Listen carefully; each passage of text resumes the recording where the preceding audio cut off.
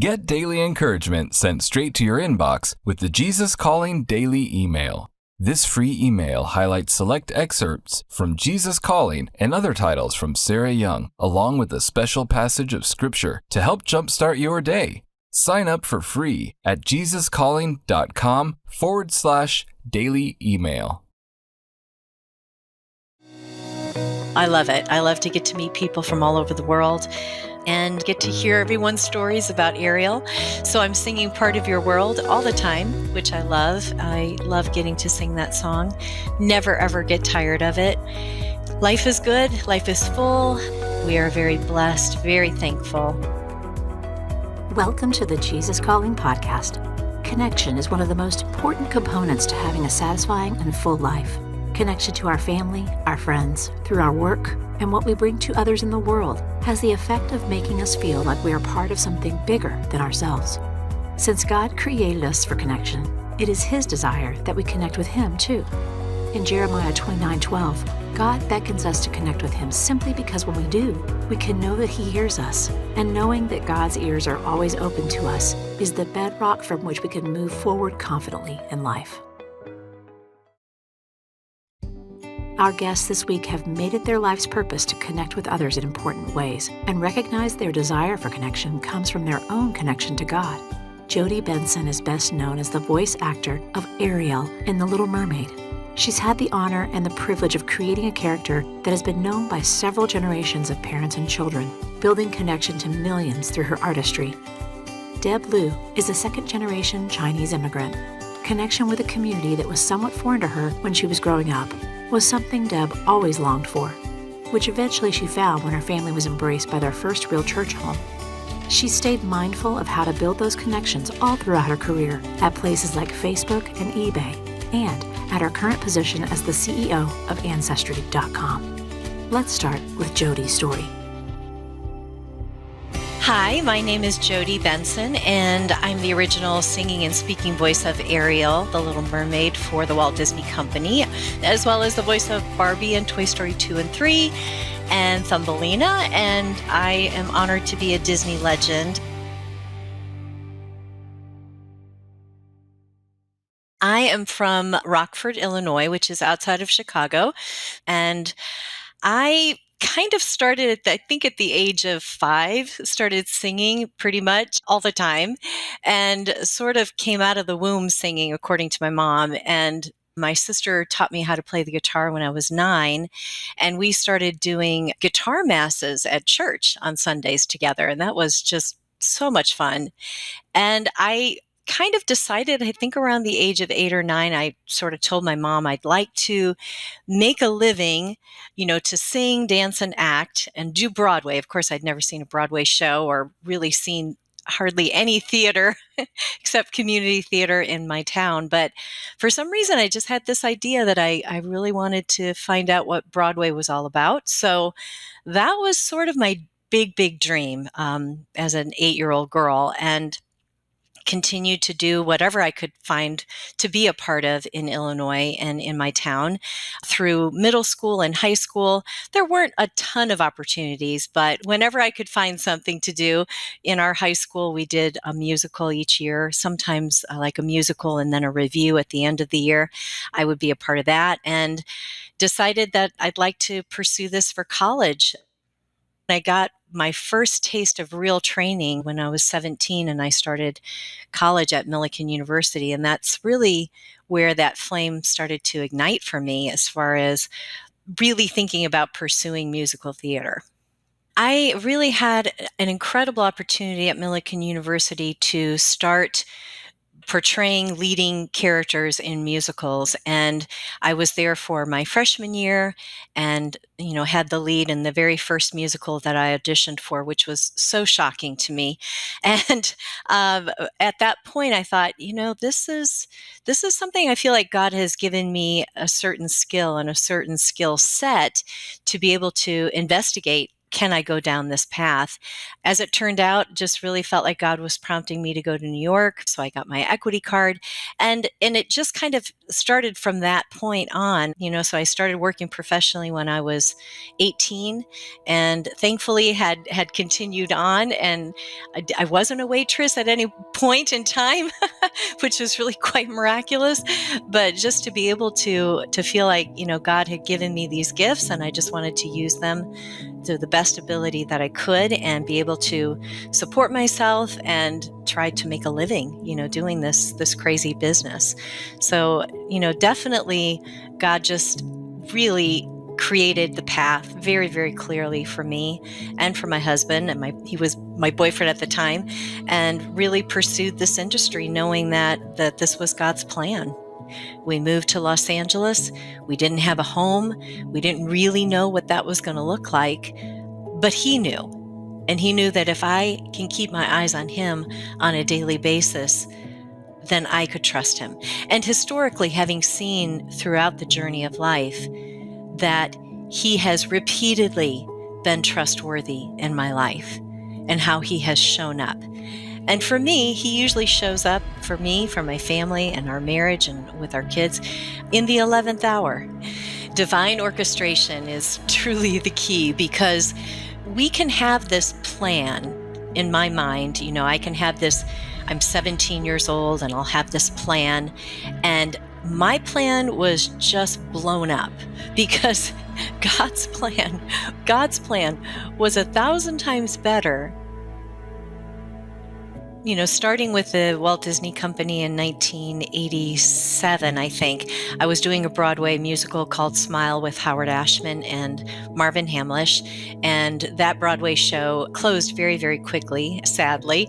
But when I auditioned for The Little Mermaid, I certainly had never dreamed in a million years that I would get the job, because I had never done a voiceover before. I had never worked behind a microphone before.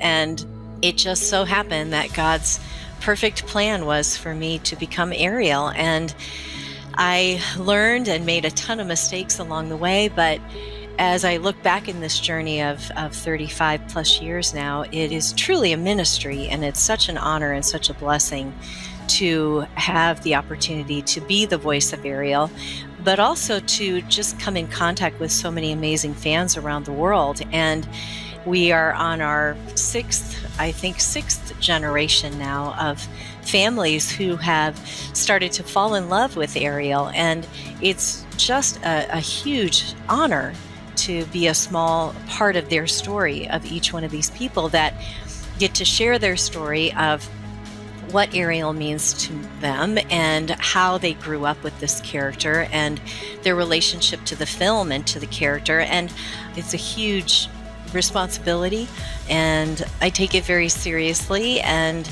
I do want to be able to be part of that legacy and to bring that integrity to the character, to the original sound of the film. And that's my job, is to be able to let you have that memory, and I get to be a part of that. And it's absolutely beautiful.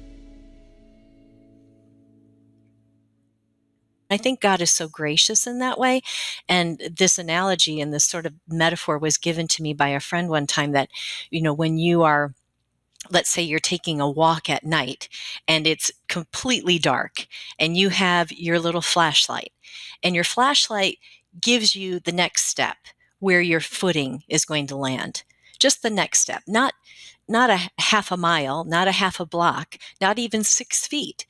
I can put my flashlight and it'll give me the next safe place to put my footing and to land that next step. That's pretty much what God wants to do with me. I mean, he doesn't need me to see a half a block ahead. He doesn't need me to see a half a year ahead. He needs me to take the next step, which sometimes is a daily step. Sometimes it's an hourly step. And that's very hard for a planner like me to not be able to have this big, huge picture. But honestly, if he did, he knew I couldn't handle it.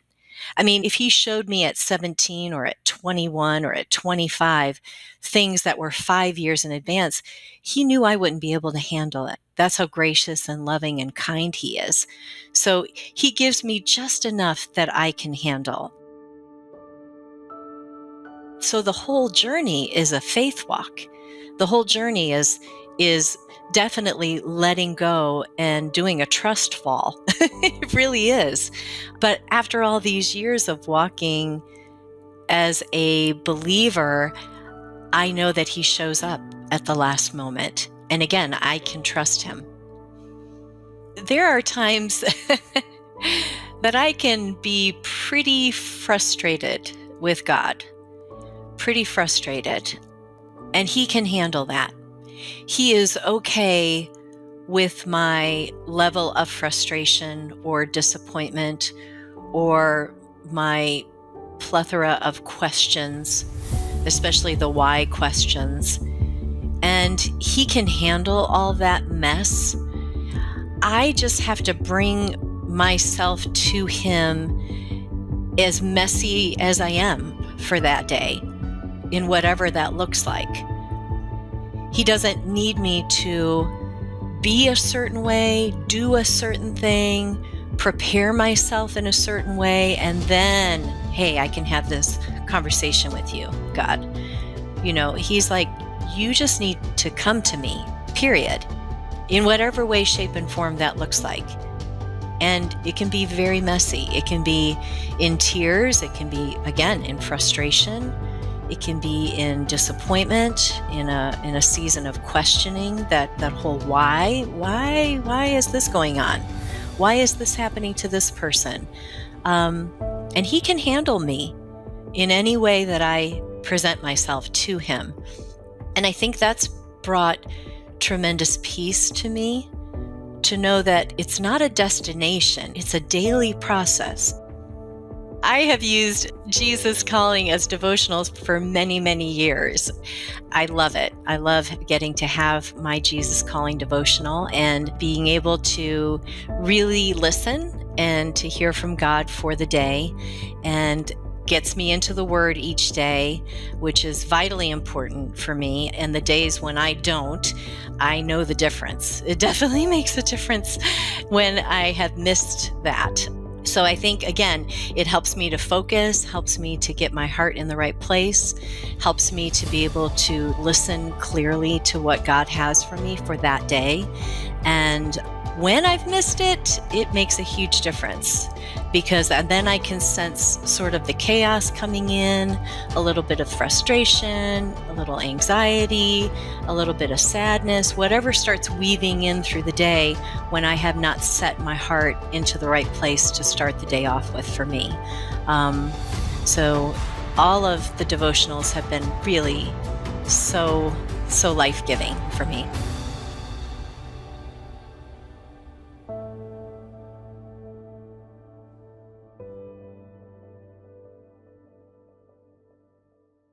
As I'm folding laundry or doing whatever little task I'm doing here at the house, God will bring someone to my mind. I will stop. I will text that person. Hey, thinking about you right now, just praying, hoping that your day is blessed. And, that person will respond back like, wow, that's crazy that you just did that, because I was just thinking of you. Or, yes, I do really appreciate your prayers. So I really do want to just be available to join Him in His work, and whatever that looks like.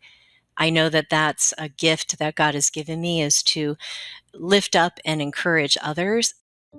I think sometimes we make it to be much more complicated than it needs to be. The beauty of it is that I don't need to have it all together, because then I don't need God. And God doesn't really shine through to others to be able to let them see His light, and not let them be staring at me, but to see God through me. That's the whole thing. So in my weakness, He is strong, and I'm learning how to feel comfortable in my failures and in my weakness. That's been challenging. That's hard. But I think I'm becoming more and more comfortable with the fact that I do not have it all together. And honestly, I really don't want to have it all together, because then the focus it gets shifted, especially with other people who are looking at me in certain ways, whether it's what I do for a living or when I'm standing on stage. I want to make sure that the focus is not on me. The focus is on the one that lives and breathes and works through me. That's what I want the focus on. And so as I've gotten older, it's become much clearer to me what my daily calling is. And if I keep myself tuned in to God and I can daily ask Him, how do I join you in your work? Like I prayed this morning, how can I be light and salt? That gives me daily purpose, and that reduces any type of stress or anxiety or pressure, which then kind of immobilizes me. If I get myself all wrapped up in the past, or I get myself all wrapped up in tomorrow, I kind of lose what it is that He wants me to do today. So I try to keep it simple. And I think if I do that, it's a peaceful day. It's definitely a peaceful day for me. To learn more about Jodi's story, check out her book, Part of My World. Stay tuned to Deb Blue's story after a brief message.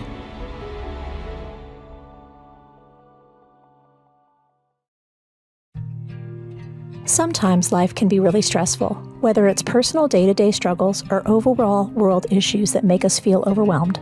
But when we feel helpless, God is still there, ready for us to turn to Him in prayer. That's why Sarah Young wrote Jesus Listens, to deliver a message of peace, love, and hope to her readers every day. Jesus Listens is a 365-day prayer devotional with short, heartfelt prayers based on Scripture, written to deepen your relationship with God. Learn more about Jesus Listens and download a free sample at jesuscalling.com/JesusListens.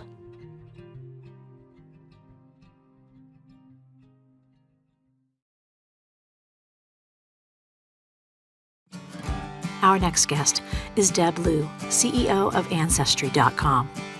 Born in New York City, Deb's life changed dramatically when she and her family moved to South Carolina to pursue a more equitable life. Facing marginalization and discrimination, all Deb really wanted was to feel connected. This desire underscored the work she would end up doing at companies like eBay and Facebook, and defines the work she does in her role as CEO at Ancestry.com. As a pioneering female executive in these spaces, she credits her connection to God for keeping her grounded and resolute to fight for diversity, engagement, and inclusivity in today's workplaces.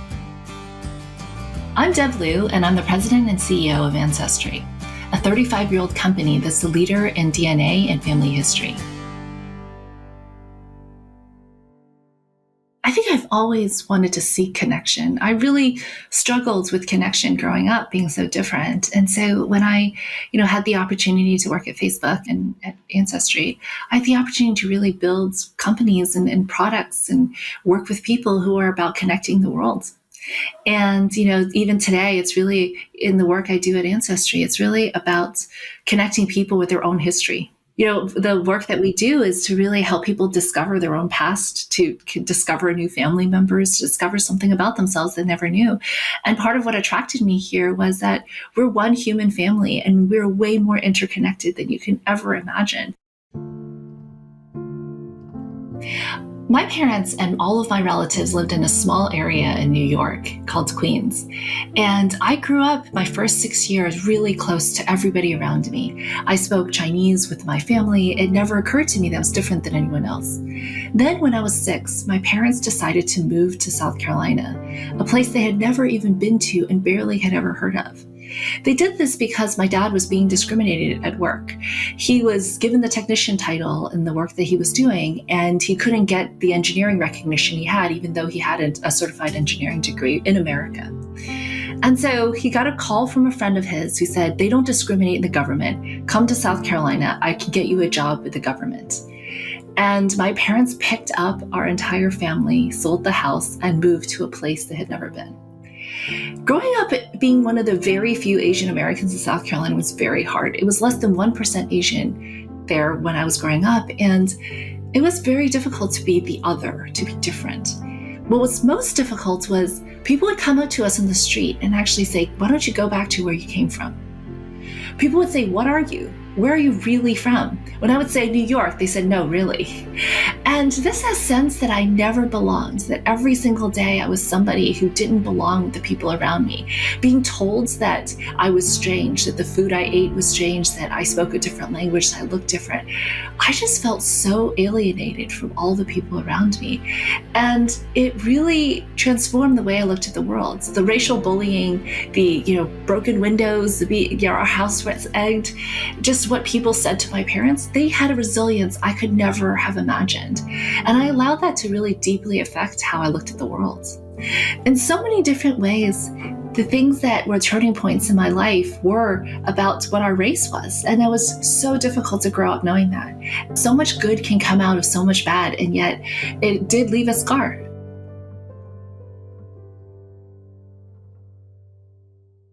The strange part for me was that my parents just, every time we came home and said something, they would just say, ignore it. That was their answer to everything. And I just didn't understand how they could be okay with that. But they had lived such different lives. They'd grown up with, much less. They had left countries that were at war. They had gone through so much that was so different than anything I could ever imagine. And so they had this resilience that said, this is a lesser experience. This is okay. We are okay. We're safe. Whereas, at one point my dad was so hungry that, he didn't have food. So he ate rice and milk for every meal. That when they were young and poor, that my father's family didn't have enough meat to go around, and they had 8 children. And so, that is the kind of life that they had grown up with. And so for my father, who passed away 10 years ago, he told me that this was his American dream. That growing up in a small town in the South would, having a small house and being able to raise his family and be safe was more than he could have ever asked for. And so I think that really changed the way I looked at the world. So my experience was that I had the sense that I was going to show everybody. I was going to show everybody in the small town that I was going to make something of myself. And I used that as rocket fuel. I used that negative energy as a thing to propel me forward. I got through college. I graduated with high honors. I went on to get a job at Boston Consulting Group. And then I went to Stanford to get my graduate school degree. And so everything that I had wanted, I achieved, and I checked all those boxes. And then I got to the working world. And I kept achieving and achieving. And I had run a number of different products, including building a multi-billion-dollar businesses at Facebook. And then one day Sheryl Sandberg says to me, "You can stop fighting now." And I looked at her and I said, oh my gosh, I realized exactly what I had been doing. That I'd taken the negative energy of someone else and used it as fuel.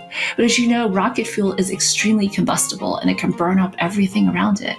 And I realized that was the moment when I realized that the thing that had gotten me to where I needed to go was no longer going to work for me. And I had to change my narrative. Being in tech, being a person of faith is something that is a little bit different. It's not like the South, the Bible Belt where I grew up. In tech, actually, people see religion with suspicion. They see the actions. They've been hurt by a lot of people of faith. They've seen the actions of people of faith, and they're very skeptical. And, it has been very interesting because I get a lot of questions. How could someone who's a successful leader believe in something that is not real or you can't see? And it's opened a lot of doors to conversation. And again, I think that, faith is really witnessing through your actions. It's not telling people, hey, here's what you should believe. It's saying, hey, this is my faith, and I hope that you learn something from it if that's what you want to do. And so my job is to bear witness with every single thing that I choose to do with my life. I think as leaders in the workplace, as a woman in business, as a minority woman, if we're not tapping into the power or superpowers of half the work population and women, as well as those who are maybe, underrepresented minorities, we're actually losing out on all of the richness that they can offer, all the diversity, all the opinions, all of the product ideas, all of the things they could build. And so I feel like when we don't allow part of the world to express their ideas and invest in their success, we're actually making the world worse off actively. And so instead, what I do in my world is I really want to open doors for people. give them the courage to speak up, to fund their ideas, to connect them with opportunities. And that's really something I've done throughout my career. Part of the work that I'm doing is how do we help everyone get to their greatest potential? God gave us all these gifts. And if we say, you know what, your gifts don't matter because you're lesser to a group of people, think about what we're leaving behind.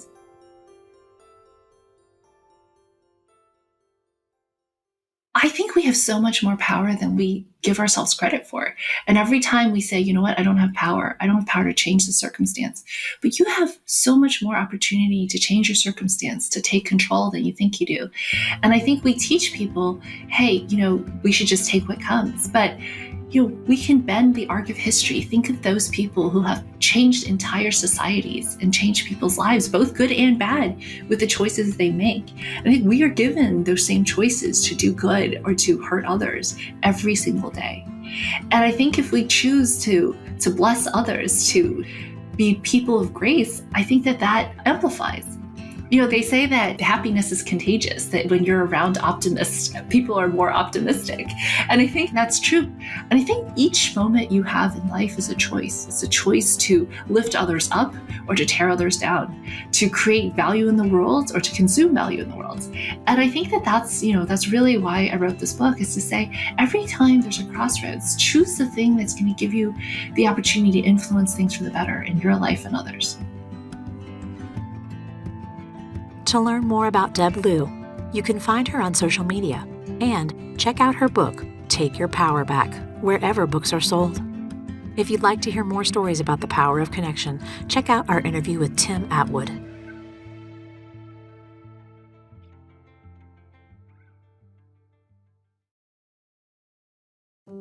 Next time on the Jesus Calling podcast, we'll hear from news anchor Ainsley Earhart, who shares how she strives to be authentic in her career and give glory to the one who has blessed her life.